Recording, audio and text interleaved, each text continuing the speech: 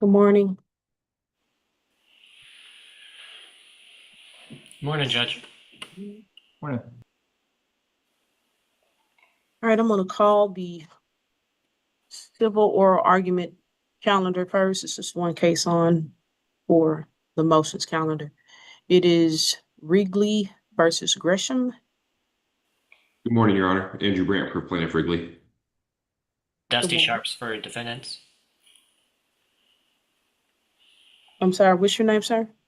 Dusty Sharps Okay, I see. presenting the defendants. All right. Um, and this is the plaintiff's motion for sanctions. Mr. Brandt, how long do you expect your motion to take? No more than 10 minutes, and that should include rebuttal. I believe the briefs speak for themselves. Okay. Mr. Sharps, do you agree with him? Yes, about 10 minutes from my side as well.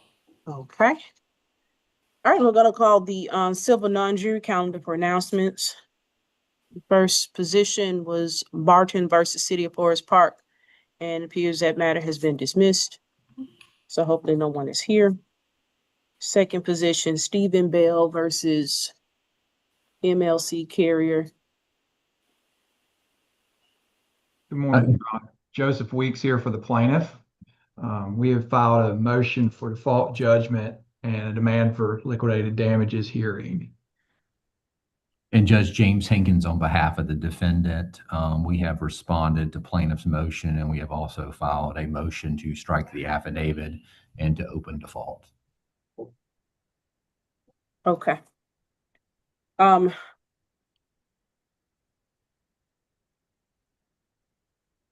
So Mr. Weeks, how long do you expect and I guess what I need to do, Yeah, go ahead. I think the only right motion at this moment is the motion for default. They have filed now a motion to open the default within the last couple of weeks. We haven't responded to that.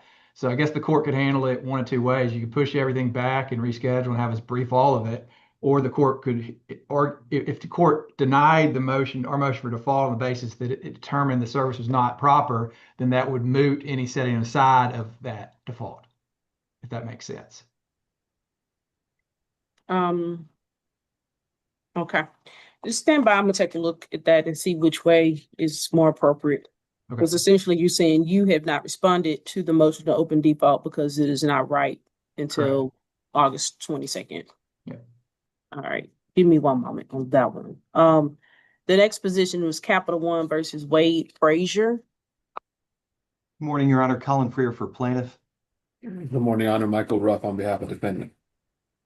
The parties are engaged in settlement dialogue presently and are hopeful that that will lead to a resolution out of court in this case. I agree. That's what y'all said last month. Your I Honor, reset this pending settlement. So what has happened since then? the issue, Your Honor, I'm having is getting in touch with my client. To be fully transparent, I have been trying to reach out incessantly at this point. He's not contacting me. So that's just kind of where I'm at. Yeah.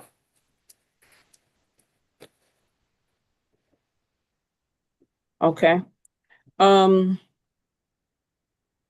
only going to continue this once more for that purpose. When do you all want this? Will you be able to make contact with him? Well, I guess you don't know, but I will give you until the October 12th calendar. It's at October 12th, 1:30. Thank you, Your Honor.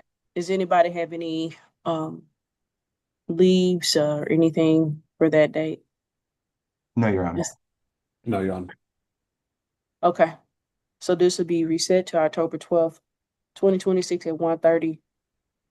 And unfortunately, Mr. Ruff, if you're not able to reach your client by then, and Mr. Freer, well, we're gonna need to proceed with something else. Absolutely. And I've let him know via email, voicemails, the risk of judgment. So hopefully it won't come to that, but obviously if it does, I certainly understand. So thank you, Your Honor. Thank you, Colin. All right. So the plaintiff should be ready to proceed to trial if this matter is not settled by then. Understood. Understood, Your Honor. All right. Thank you. All your excuse. Thank you.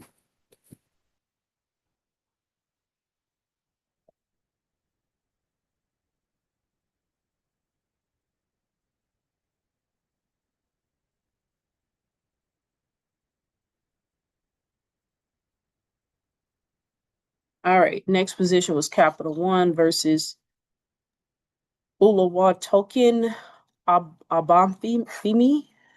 And it Yes, looks like I Colin. have, I'm sorry, go ahead. Oh, I apologize. Colin Freer for plaintiff. Yes, we e-filed a consent order in this matter yesterday, I believe. Kyle Witt for the defendant, and that is correct. We just came to a consent order agreement. Okay, and so this is, it's gonna take 3 months. Okay, I'll sign this. We'll get it e-file today.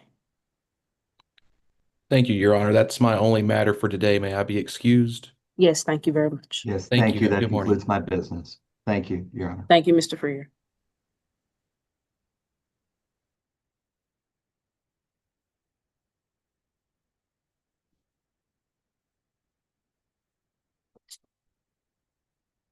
All right. Give me one moment. Right back.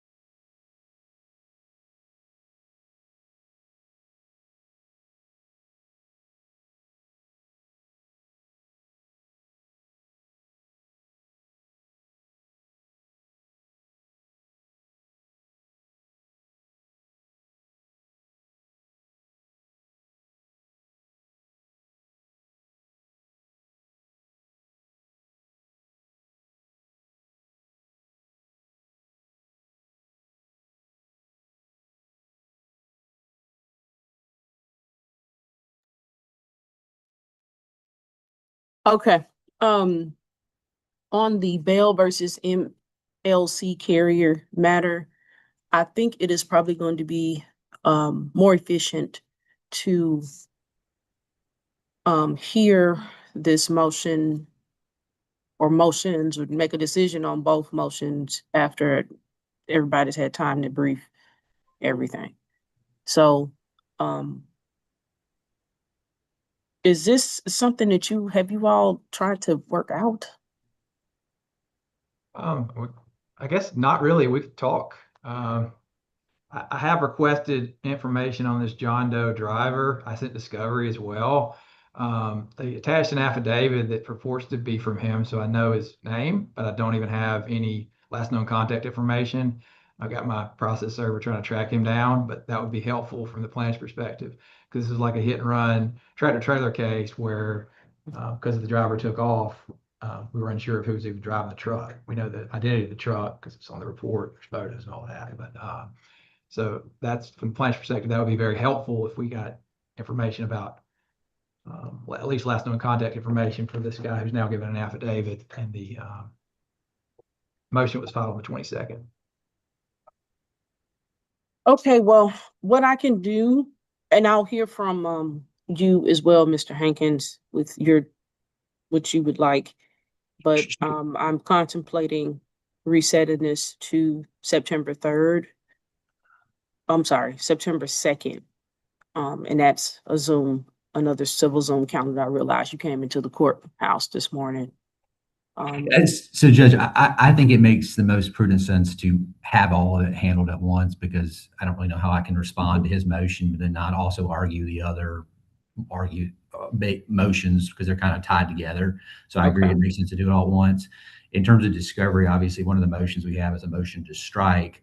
So there has been no proper service of discovery in our opinion, but I believe we did offer an affidavit. I think as of yesterday, plaintiff's counsel, one thing that wasn't mentioned is they filed an amended complaint naming the guy. So they have added into the litigation as of, I believe, yesterday. But I'm fine with you resetting it until a later date. Okay. I believe the motion that you filed to open default was filed on July 22nd, so it will be ripe for ruling after August 21st. So what I'll do is I can put it on my September 2nd motions calendar, if that is okay with everyone. It's fine with And me. okay. Mr. Confirmation as Weeks? well, yes. Okay. All right. So we'll put everything on for that day. If for some reason will you be prepared, Mr. Weeks, to have your hearing in the event that I decide that we need to have a damages hearing? If we need to have a damages hearing, will you be able to proceed with that, or will we need to schedule that for then another date? Probably scheduled for another date, unless Your Honor prefers. I can bring my client and all that, but it seems like. No, I think that's probably best.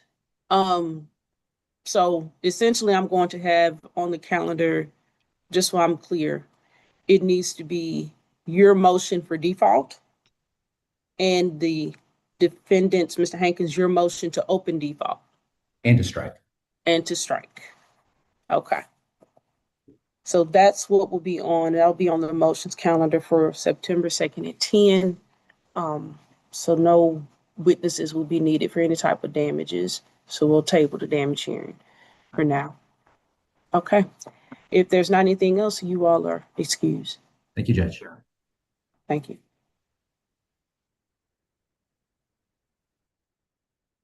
Okie doke. All right. Remaining matter, Wrigley versus Gresham and Sherwin-Williams Company. Mr. Brandt, do you wish to have the court reporter take down this hearing? If Mr. Sharps would like it, I'll share in costs, but if not, it's not necessary for me. So I'll defer to Attorney Sharps. And yes, I would like it taken down. I'll split takedown costs with Attorney Sharps, and if you want to bill him, we can refund his firm for half, or vice versa. More than happy to, whatever's easiest for the court, but we'll pay for half of it. All right. My court reporter, Ms. Maynard, what instructions do you have for them?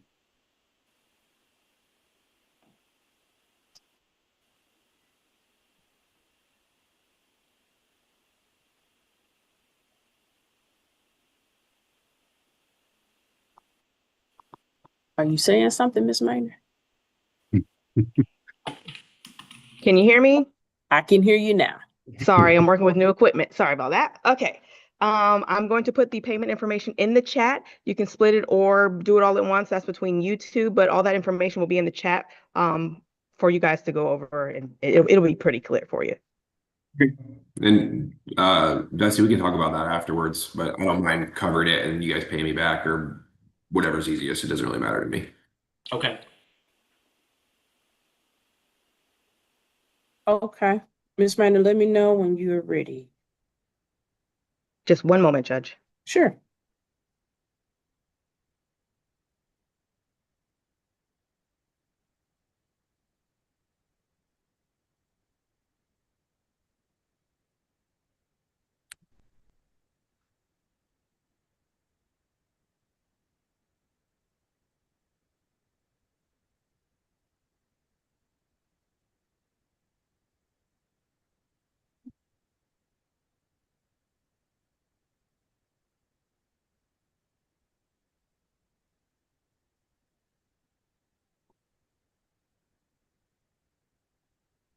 I've just placed the information in the chat for you guys, and Judge, I'm ready when you're ready.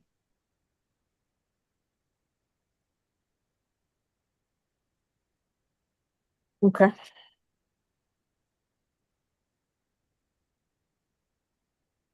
All right, this is the matter of Robert Wrigley versus Rainer Gresham and the Sherwin-Williams Company. Case number 2024 CV 03104. This matter is on for the plaintiff's motion for sanctions. The plaintiff is represented by Mr. Andrew Brandt, and the defendants are represented by Mr. Dustin Sharps. Mr. Brandt, are you ready to proceed? Yes, Your Honor. Mr. Sharps, are you ready? Yes, Your Honor. All right, you may proceed, Mr. Brandt. Well, thank you for hearing us today, Your Honor. And like I stated in the preliminary portion of the calendar call, I do believe that the briefs speak for themselves. There's a few important things I do want to go over here. Sherwin-Williams is a very capable company with a very capable legal team. And Stone Kalfas and Attorney Sharps are equally as capable and elite attorneys in their own right. I don't know what happened in this case. I certainly don't believe Stone Kalfas did anything wrong. They live above board, and I believe they're a firm that continues to operate above board. But I do believe that Sherwin-Williams either willfully withheld documents or was grossly negligent. I believe the outcome, regardless of gross negligence or willful wantonness, should be the same, and largely because of where we are in discovery. The most egregious facts for me are that Sherwin-Williams has been able to deny liability in their answer, has been able to tell us in written discovery that there's no material documents being withheld, allow us to mediate this case without these documents, and then the production of these documents literally the Saturday evening before the Monday deposition, just via random email, I believe is too egregious to let go, just to be quite honest with you. Discovery, as you know, Your Honor, works completely on trust. The plaintiff has to trust defense that they did a good faith effort to turn everything over. And then attorneys have to trust their clients that they're telling the truth and that they themselves have peeled back the layers of their office and those documents that are within their purview. And that didn't happen here. There was documents that were incredibly material to this case that the 30B6 rep for Sherwin-Williams stated were available throughout litigation. And it was represented to us that those materials did not exist until they popped up right before the 30B6 deposition. That trust was broken.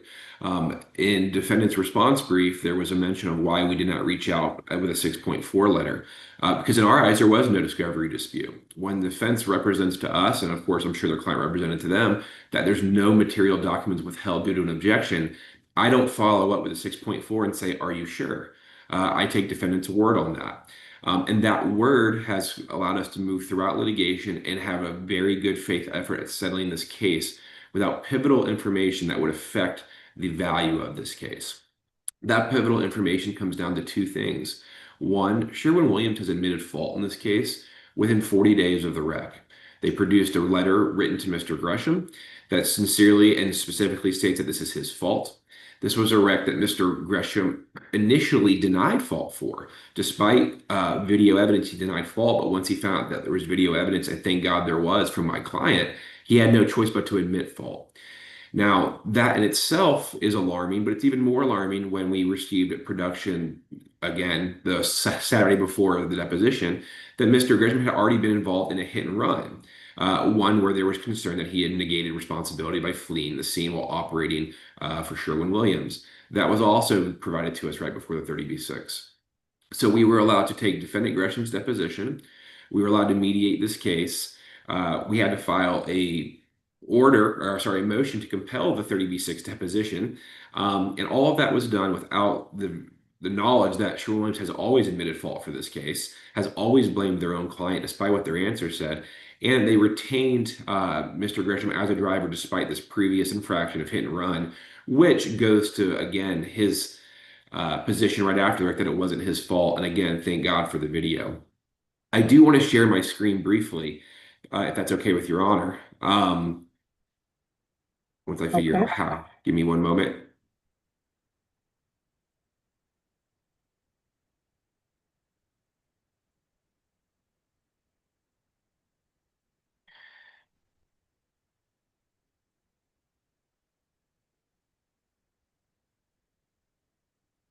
So I believe this right here demonstrates the importance of the timeline in this case.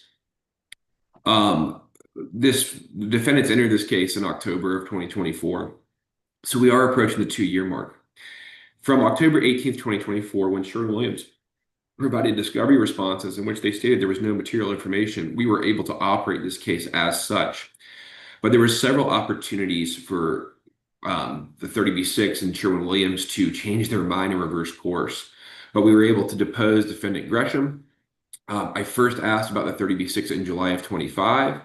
These dates are well documented in our motion to compel because we could not get the 30B6 done.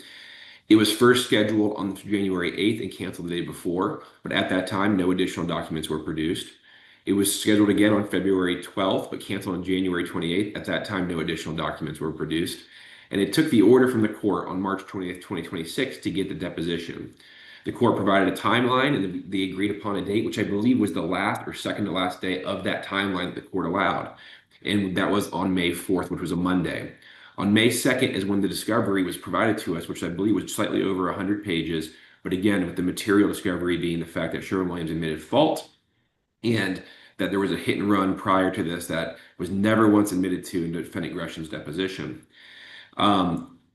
What's most compelling about all of this, which I think defense is going to struggle to get around, is that the 30B6 specifically stated this was available. There's no reason this was not available since the beginning of litigation.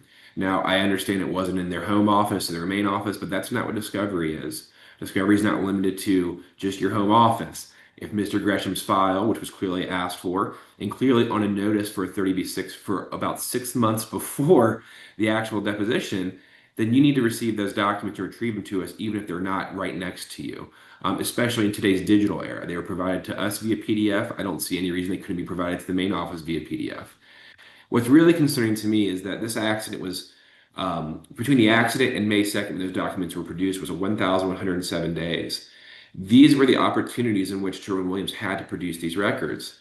They produced these records 561 days after their discovery responses, 327 days after defendant Gresham's deposition, 304 days after we first asked for a 30B6 and sent the notice, 219 days after mediation, to me, which is the most egregious, because we would have literally been dispersed. The money would have been dispersed. I would not have any contact with Mr. Wrigley, and this case would have been over, and we would have never known the material facts of this case, which would clearly affect the value of this case, especially when it comes to negligent retention and negligent hiring, as well as Mr. Gresham's propensity to not tell the truth after an accident. And then 148 days after we first noticed the 30B6 deposition, 43 days after the second notice, 43 days after the court's order.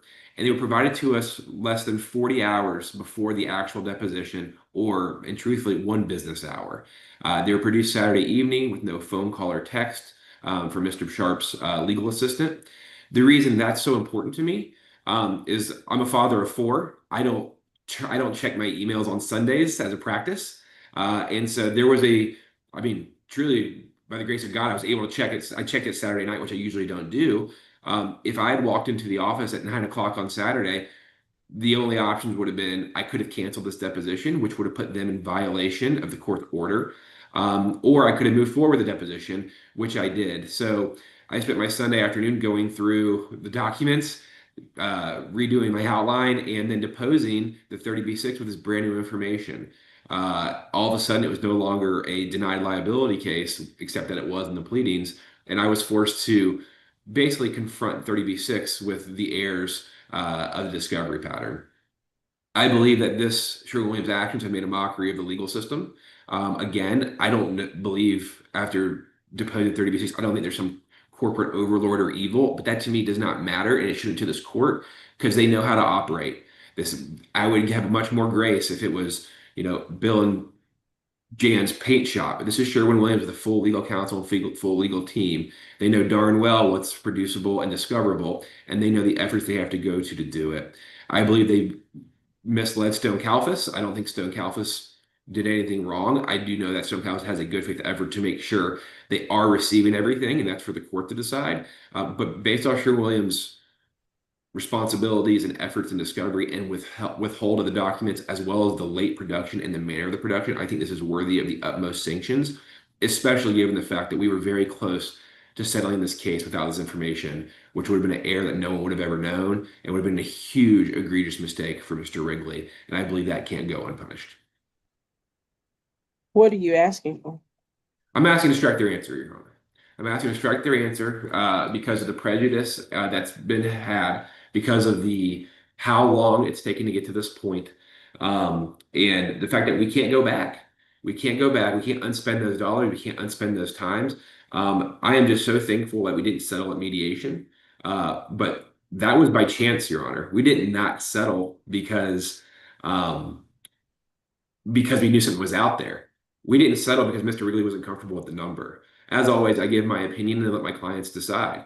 If Mr. Wrigley decided he was comfortable with the number, he would have settled this case, and Sherwin-Williams would have been none the worser and would have saved themselves tens of thousands of dollars because of their willful and wanton or gross negligence.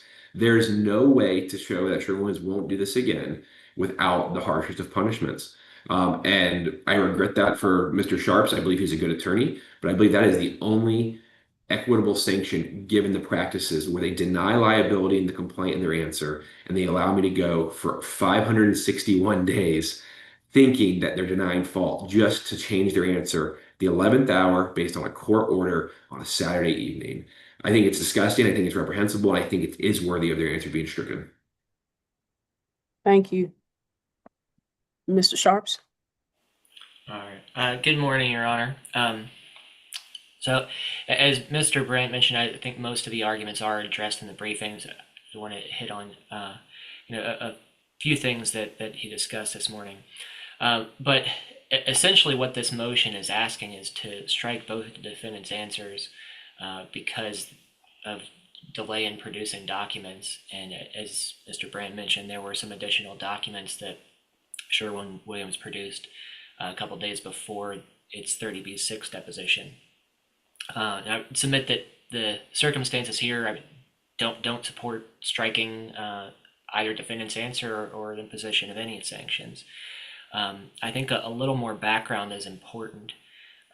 So, as Mr. Brandt mentioned, I think he said that Sherwin-Williams actually determined that within 40 days of this accident that it was liable. I don't believe that's accurate. So this accident was in February of 2023. Basically, at the time, there were conflicting statements about it. Basically, Mr. Gresham reported that he thought plaintiff's vehicle came into his lane and struck his vehicle. Plaintiff said the opposite, that Mr. Gresham came into his lane and struck his vehicle. Neither driver was cited. So we answered in October 2024, and essentially what Mr. Brandt is referring to is one of the additional documents that was produced was an incident report where the accident was determined to be preventable from Sherwin-Williams' perspective. And I think it's important to distinguish the preventability analysis from the determination of liability. So that before this case was filed, Sherwin-Williams had determined it was a preventable accident from its standpoint. Basically, that means that, from Sherwin-Williams' perspective, the accident could have been avoided. That's a very different standard from negligence that plaintiff is required to prove that Mr. Gresham actually violated a legal duty of care, and that his conduct, was below a care of ordinary reasonable person. So I would say when this case was filed, despite that preventability analysis, and even if that document had been available at the time, I don't think it's fair to say that this would have been known that it's a clear liability case. In discovery, plaintiff counsel, I believe there was one dash cam video from plaintiff's vehicle available when the case was filed, and Judge, that is my recollection of it is that it was a camera facing Mr. Wrigley as he was driving, and it didn't show the whole picture of what happened. For a couple of things, it doesn't show where the vehicles are with respect to the lanes, and it doesn't show kind of the time leading up to the accident. So there were still questions remaining despite the availability of that information before the case was filed. Early in discovery, I mean, Mr. Gresham testified that after he was able to view all the videos of the accident, that he was mistaken at the time of the accident. He thought something else happened after seeing the videos that were produced in discovery. He agreed that his vehicle came into Mr. Wrigley's lane, and he caused the accident. Mr. Gresham's deposition was, I believe, in June of 2025. So despite what was actually the responses to the individual allegations in plaintiff's answer, it hasn't been disputed that Mr. Gresham was at fault for this accident since he gave his deposition. And Mr. Brandt talked about the mediation in September of last year, and that this information would have been critical. He's said he's glad that the case wasn't settled at that time because this information was missing. So, Judge, we said right up front in that mediation that we're not disputing liability in this case. We're here to try to resolve the case based on what we see the value of the claims and issues of proximate cause and damages. So that really hasn't been an issue throughout this case. I mean, Sherwin-Williams 30B6 representative also acknowledged that Sherwin-Williams accepts responsibility for the accident as well. Does Sherwin-Williams accept responsibility for negligent hiring or negligent retention, if those are claims? No, Judge, and I'll tell you that is still a disputed issue. I think what the defendants accept at this time is that Mr. Gresham caused the accident, and that Sherwin-Williams would be vicariously liable for any negligence assigned to him. So Sherwin-Williams admits liability for Mr. Gresham's actions, but they don't admit any liability for any of their own actions in retaining or having Mr. Gresham work for them. That is correct, Your Honor. Okay. And as I believe that Mr. Brandt mentioned that there was a document showing that Mr. Gresham had a previous accident where he fled from the scene. That also is not, I don't believe that's accurate. One of the documents that was supplemented before the deposition was a letter to Mr. Gresham regarding a previous incident where a caller reported that the trailer he was driving, the door was not secured, came open, and hit the caller's windshield. So that was discussed with Mr. Gresham, but there was never any police report, and the damage to the caller's vehicle was never confirmed. So I don't think it's fair to say that was an accident at all or a hit and run accident. It was an incident that Sherwin-Williams discussed with Mr. Gresham, but that's about the extent of it. So, Your Honor, basically the reason for these supplemental documents being produced before the deposition was, as Sherwin-Williams 30B6 representative discussed, that they were located in the company's local traffic center that's in Beaufort, Georgia. And responding to discovery, they weren't available to the corporate office. My office is working with the corporate office and responding to discovery.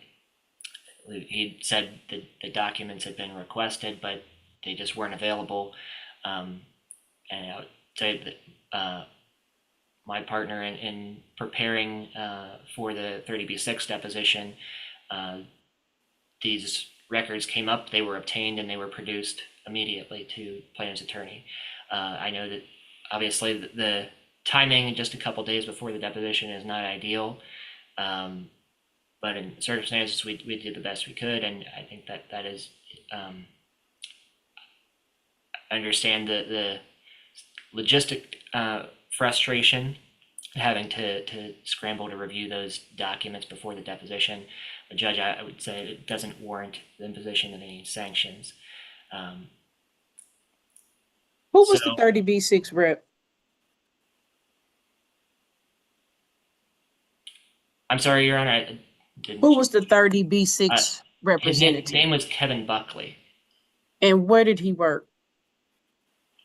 Judge, I'm not entirely sure where he's based. He's not based in the local traffic center in Beaufort. Okay. Where did this collision occur? I'm sorry, I have a lot. The delay, the 30B6 deposition, that was entirely due to a scheduling issue, and I know Mr. Brandt had difficulty getting that deposition on the books, but he filed a motion to compel because he couldn't get a date confirmed. Your Honor granted that, required Sherwin-Williams to produce its representative, and it did. I don't think there's any dispute that we fully complied with that. That neither the motion or the court's order dealt with any written discovery or document requests. So since you mentioned that, I have a question about that. So the documents that you all disclosed on the Saturday before the 30B6 deposition, did those documents contradict in any way the previously the discovery responses that were previously given? So for example, if Mr. Gresham was asked, hey, have you ever had any in a interrogatory response or in a request to produce documents response, if there was ever any question to Mr. Gresham as to, hey, have you ever had any incidents where it was alleged that you had any contact with other drivers while you were operating one of Sherwin-Williams' vehicles? And he said no. And these documents clearly contradict that. Is that something that happened?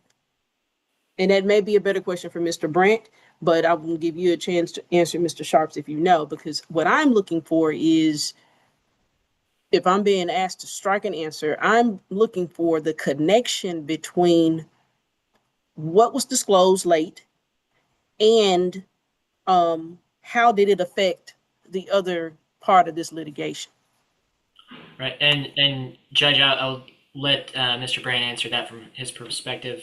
From mine, the additional documents didn't contradict any written discovery, and I would say if that were the case, that the proper way to address that would have been at that time, plaintiff's counsel could send us a 6.4 letter, if and say, hey, I think these responses are either inaccurate or need to be supplemented based on the additional information provided.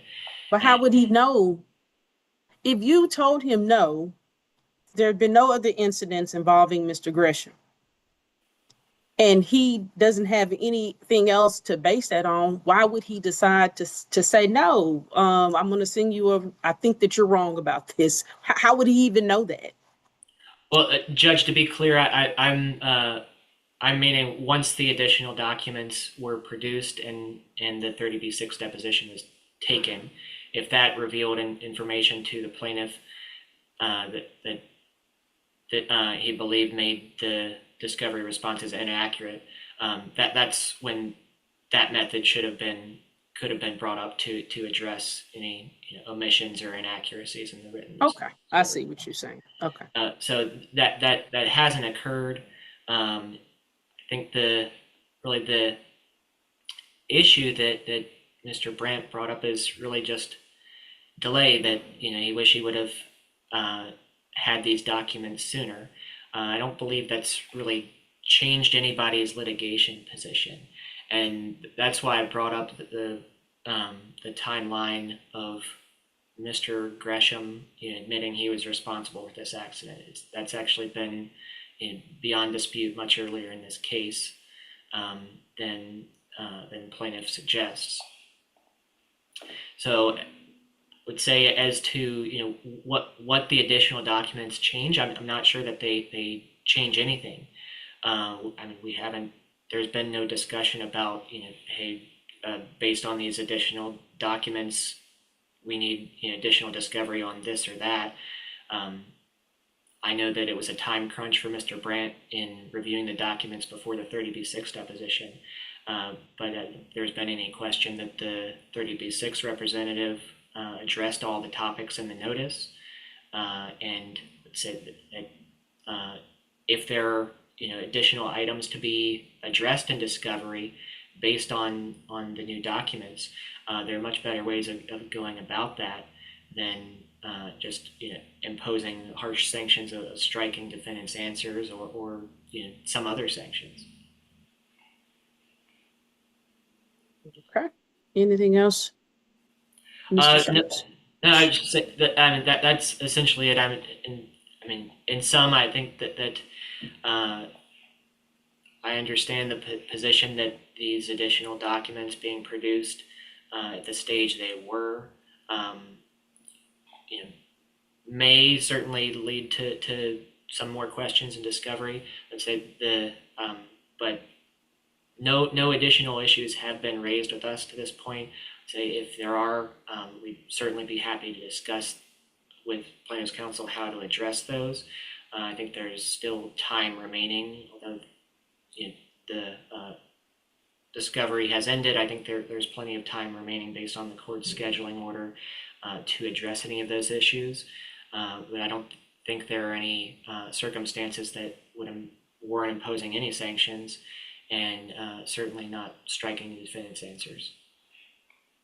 Okay, thank you. Mr. Brandt, you have closing on your motion. Thank you, Your Honor. I think, and Attorney Sharps categorized this as a delay in production. That was the first sentence he stated. I believe that grossly mischaracterizes this. It's not delay in production. Delay in production means you provided something late. I believe this is a pattern of dishonesty and deceitfulness by Sherwin-Williams, or just plain old lack of caring. If Mr. Gresham, as Attorney Sharp just admitted, worked out of the Beaufort office, to not go to the Beaufort office for discovery seems egregious. I mean, that's like asking me, you can have a copy of your credit card and say, well, I can't because it's in the other room. It's like, well, get up and go get it. That's how discovery works. It's not a weird ask that the person working in the Beaufort office would have notes in the Beaufort office. I want to go over interrogatory number 12. It says, to your knowledge, information or belief, is there any documentary or other tangible evidence which you contend supports your defense to the plaintiff's allegations of negligence, causation, and or damages of which you will use at the time of trial? If so, please describe such documentary tangible evidence, stating as the following: the nature and form thereof, the subject or content such, the present location, and the named person having custody of control thereof. There is a long objection. It says Sherwin-Williams has not made a determination about the use of evidence or witnesses trial. No information was withheld because of this objection. Interrogatory 21. Please identify with specificity any accident or incident in which defendant Gresham was involved, either before or after the incident, that is subject matter to this litigation, including the date, time, and place of occurrence, the name, address, and telephone number of all parties involved in said accident, the address of the investigating police department, personal injuries, if any, claimed in such accident, and short description of how the accident occurred. Objection: no information was withheld because of this objection. Your Honor, I want to share my screen because I think it's important that the court sees these documents that we're here to talk about today, because I think they were downplayed a little bit too much here. Let's start with the April 21, 2023 letter. And remember, this was a February 2023 accident. This is the letter that was in discussion that Attorney Sharp stated it made the accident avoidable but not admit liability, and therefore didn't change anything. But that letter says, I believe, something different. This is from Sherwin-Williams. On February 28, 2023, while driving southbound on I-85 near exit 101, You heard a noise and thought that you may have blown a passenger side steering tire. And then it goes on to say in the second paragraph, I'm sorry, the last sentence, after receiving additional third-party supporting documentation, the determination was made clear that you did not maintain your lane and ultimately made contact with third-party vehicle. That is a liability admission. Not maintaining a lane is a violation of Georgia law. As a reminder, the company will take corrective action against any CTS driver involved in a preventable accident as determined by Global Supply Chain CTS Management. Guidelines can be found under CTS accident, and it goes on to say, based off the facts and findings, the corrective places you at a verbal warning. This is an admission of liability. When a company states that it was determined through our investigation that you did not maintain your lane, that's exactly what was alleged in our complaint, word for word. Secondly, here's the hit and run from September 2022. So 6 months earlier, 8 months earlier, on Friday, August 12th, 2022, the CTS Southeast Region Leadership Team was notified of a possible hit and run accident involving an SW Sherwin-Williams commercial vehicle. According to the caller, their vehicle was traveling on Route 72 from Huntsville to Scottsboro behind a Sherwin-Williams tractor trailer when the trailer doors opened, resulting in the trailer door making contact with the caller's windshield. According to the caller, the incident occurred Wednesday, August 10th at approximately 11:15 a.m. And it goes on to say the caller also indicated that they pulled around the South Sherwin-Williams commercial vehicle and notified the driver, who subsequently pulled over next to the Mapco gas station before taking off. This is the hit and run. This is vitally important. Mr. Gresham did not admit to this in his deposition when asked about prior accidents. It's not like he didn't know he hit somebody. This specifically states a third party told him. The reason that this is important is not just because of Sherwin-Williams' negligent retention based off of this, but Mr. Wrigley also said this was not my fault before Mr. Wrigley pulled out the video. And the video shows Mr. Gresham putting his right blinker on and Mr. Wrigley slowing down. And then Mr. Gresham taking his blinker off and Mr. Wrigley passing him. And as he passes him, he comes over to the lane. It's not one of those, oh, I drifted. It's truly a negligent driving situation where it couldn't be more clear it was Mr. Wrigley's fault. There's not going to be a jury in the world who says, oh, he didn't know. He had his blinker on, turned it off, and then put it back on as my guy passed. If it wasn't for the video, it would be 50-50, and we'd be sitting here not knowing who did it, and I probably wouldn't even taken the case. So But they've Mr. admitted liability, Mr. Brandt, and I appreciate your passion. So But where? they've Where, Your Honor? admitted liability for Mr. Gresham's actions. How does this tie into how this affected the rest of your case? Just so you can tell me that. And respectfully, Your Honor, I want to challenge that. They have not admitted liability on the things we can bring to court. Their pleadings from day one have not been amended. Their discovery responses from day one have not been amended. Admitting liability is not the same as us taking a good deposition and trapping Mr. Gresham. So they have switched their tone on liability because Mr. Gresham can't avoid the video. They might think they've admitted liability, but we are still seeking attorney's fees for stubborn litigiousness because their pleadings say otherwise. As lawyers, we can only go by what's in the court documents, and that's the pleadings, and you have a responsibility to update those pleadings. So yes, conveniently today they have said it's their fault, but that's not what the pleadings say.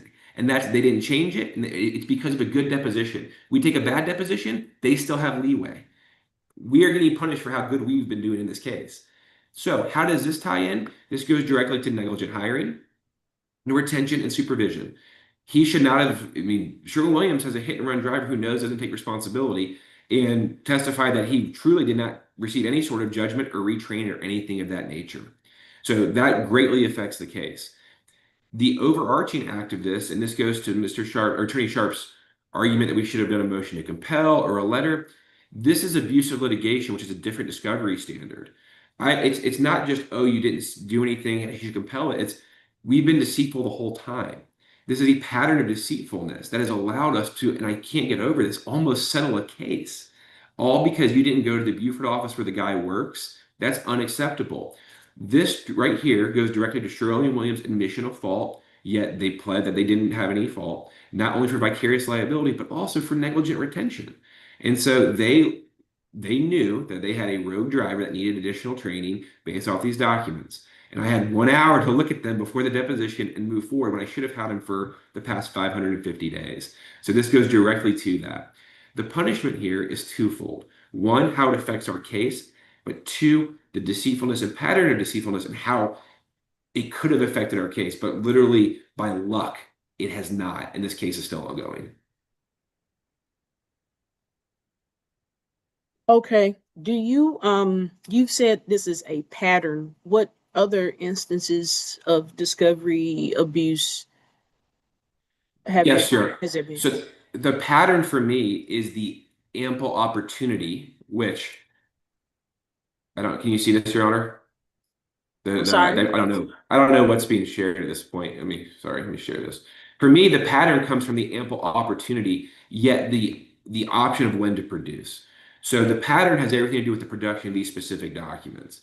They've had multiple times. And I think that the rescheduling of the 30B6 and the order is irrelevant, not because it's, oh, they comply with it, that's fantastic, but because they've had this 30B6 Ducas Tecum for over half a year, and they still chose to produce it on a Saturday. The pattern comes from the pattern of negligence and gross negligence or willful and wantonness not to produce the most obvious discoverable documents. So no, there hasn't been a pattern in terms of, oh, around every turn they continue to be neglectful. It's these material documents have been given approximately a dozen opportunities to be produced late and truly be a delay in production, but instead they were produced almost manipulatively at the very last minute. And that's what I mean by pattern. What is your response to Mr. Sharp's position that once you receive the documents, um, the late disclosed documents, that at that point you should have sent a Rule 6.4 letter to challenge these other discovery responses that I guess that contradicted or affected by the late disclosed documents? I think that that is actually in vein of what 6.4 is regarding. Um, they, and I use this term not purposely, but Sherwin-Williams lied to us. 6.4 isn't for liars. 6.4 is a discovery dispute. There's no discovery dispute when you say there's no material documents to produce, yet there was. I don't need to do a 6.4 to get them to apologize. I already had the documents. I mean, and frankly, they're not telling the truth at the very beginning of this now only works for me advantageously because their dishonesty has now been called out. So receiving these documents on a Saturday, taking the 30B6 on a Monday, what am I even supposed to say in the 6.4 on the Tuesday, Your Honor? Hey, I don't really appreciate what you guys did. Do you guys mind apologizing and changing your responses? I mean, at that point, I have the documents and the damage has been done. Uh, to allow this to occur during this litigation process is truly a slap in the face to this court system, to be honest with you. And so the 6.4 is for a discovery dispute. There's no dispute. You said something, Sherwin-Williams, that wasn't true, and it's not true because you produced these documents. Documents you had a dozen times opportunities to produce, but you chose to do it Saturday evening. I mean, I don't have a letter on that. That's why it's a motion for sanctions for abusive litigation. They've abused the litigation process. There's no 6.4 letter to say, hey, if you say sorry, I won't file it. I don't have anything to say in the letter, Your Honor. Okay. And what other alternatives are you asking for in the event the court does not feel striking the answer is appropriate? I mean, Your Honor, I don't really know what other options there are. Okay. Because if you strike the answer, that sends a signal to Sherwin-Williams that you can't do this anymore. You can't do this. And if you don't strike the answer and say, okay, well, we're going to, make you pay for this hearing, I mean, it's almost, I mean, for them to get away with this without having to face any repercussions, to me would be an embarrassment for everybody. And I can't let that happen. I don't even know how to explain it to Mr. Wrigley when that occurs. So, I mean, unfortunately, because of the delay and because of the opportunity, the only response is to strike their answer. And if, yes, that's a very harsh punishment, but these are very harsh actions. And anything in between that only lets Sherwin-Williams know in the state of Georgia that, you know what, it'd be better to mediate every case before we disclose things. And that can't happen.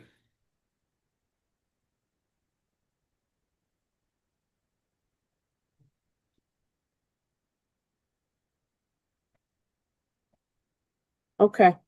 Um,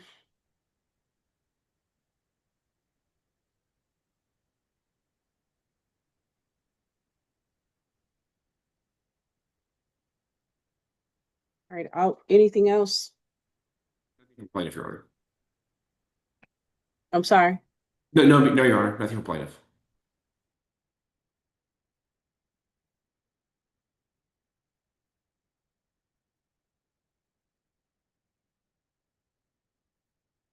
All right, I'm going to review your motion, and do some research on this. The times when I have struck an answer, um,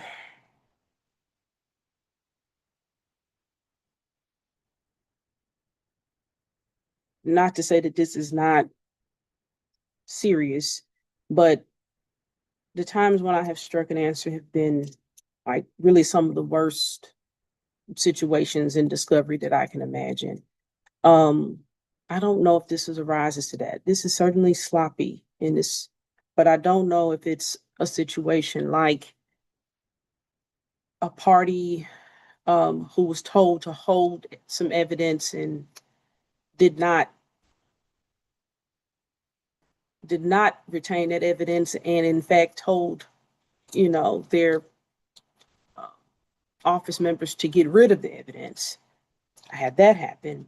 Also had a situation where a party assured us that there was no video of a particular incident, and litigation went on for years, and on the eve of trial they produced the video um, of the incident. This is close to that, and so I guess I'll take a look at that case in the case law that I looked at, and if you have any in your brief, I will of course look at I that. think the biggest thing is it's affected the entire posture of our litigation in terms of how we've um, approached this case, including depositions, how we've chosen to spend our money, how we've chosen to spend our time. We've had to prove liability in this case. And this would have been grossly quicker if this was an admitted fault case from the beginning from all parties. But I had to prove Sherwin-Williams liability up until Saturday at 6 p.m. on May 2nd. I had to depose Mr. Gresham, or my law partner did because I was out of town, deposed Mr. Gresham, knowing about half the information I was entitled to. Mr. Gresham, who we believe is somebody who has a propensity for not telling the truth, the only thing we're missing is something that shows he continues to not tell the truth. And that propensity comes from or that allegation from us comes from his story to the police officer, where it's very clear it's his fault. Yet he tells the police officer, yeah, he came into my lane. And so we deserve to have a full repertoire of ammunition as we move throughout litigation, which has been over however long, almost 2 years. And so this has changed the entire posture of everything. This wreck happened, we're approaching 3 years ago, 3.5 years ago, which means we have been in this for 3.5 years, but not until May 2nd were we allowed to see the full picture on how to proceed. That's not fair to Mr. Wrigley. If we are forced to redepose everybody and start this process over, we also know how hard scheduling is for Sherwin-Williams. That's not fair to Mr. Wrigley. And so you're right. I would have loved for Sherwin-Williams to admit, we purposely didn't give this to you. I've never had that happen, even when I know it was purposeful. So I don't have that smoking gun gray admission. But at the same time, they played silly games throughout this, and that's only affected us. For them to be able to do this and then continue on and say, hey, no harm, no foul, good luck at trial, it just seemed incredibly egregious to me. They knew about these documents. They were in the office where the individual worked, and they've allowed us to basically chase our tails for 2 years in litigation, only to spring on the last side. And I just don't think the ability to try to settle in good faith can be understated when we all know there was documents sitting around that greatly affect the value of this case. Thank you. I understand, Mr. Brand. Thank you, Your Honor. All right. Okay, I will prepare an order on this and get it out to you guys as soon as I can. Okay, thank you so much. Ms. Maynard, do you want to put the price in the chat? And then if it's okay with you, Dusty, I could, I guess, Venmo her and then shoot you an email for half. Sure. I would guess, Ms. Maynard, I would just ask if is it possible for our offices to separately pay you half? Yeah, that's Okay, fine. okay, cool. That's perfectly fine. Absolutely. All right, well, Do you that's guys see my perfect. message in the chat with the price and everything in there? Yeah. Yes, if you could give me just a minute to copy that down, I would appreciate it. Absolutely.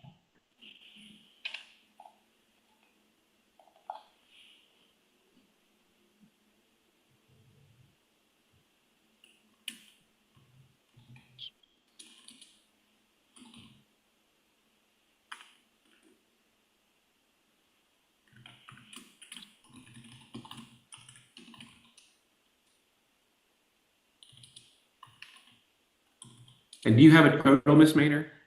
Say that again. Do you have a total? I'm like reading through. It would be 2165 each. Okay, fantastic. Um, I will get that to you today, either from me or from our accounting. I really appreciate it. Not a problem. Thank you, Mr. Brandt. Awesome. Have a great day. Thank you, Your You as Honor. well. All right. See you, Dusty. All right. Thank you, Judge.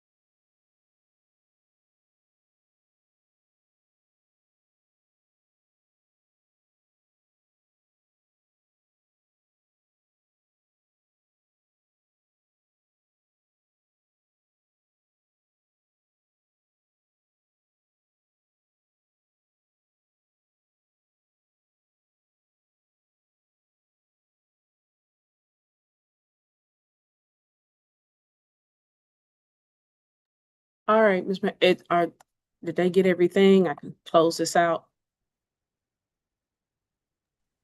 I believe they did, Judge. All right. I'll see you later. All right. Have a good weekend, everyone.